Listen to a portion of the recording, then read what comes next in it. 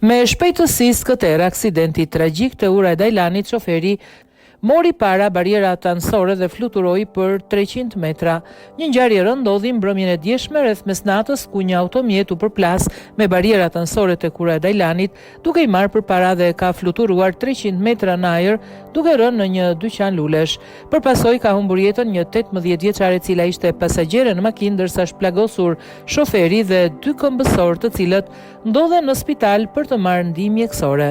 Dyshohet se autori ishte duke lëvizur me një shpejtësi prej rreth 300 km/h dhe shoferi nuk ka mundur të kthejë timonin, duke shkaktuar aksidentin e tmerrshëm.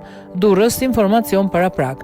Rreth orës 22:15 të datës 15 i pari 2026 tek ura e Dajlanit në lagje numër 4, automjeti me drejtues shtetasin AX, 26 vjeç, banues në Fier, ka rënë nga mbikalimi. Si pasojë e aksidentit ka ndruar jetë pasagjeria shtetasi AVG, 18 vjeç, ndërsa janë dëmtuar drejtuesi i automjetit shtetasi AX si dhe 2 këmbësor, shtetasi TT 33 vjeç dhe AM 35 vjeç, të cilët ndodhen në spital nën kujdesin e mjekëve.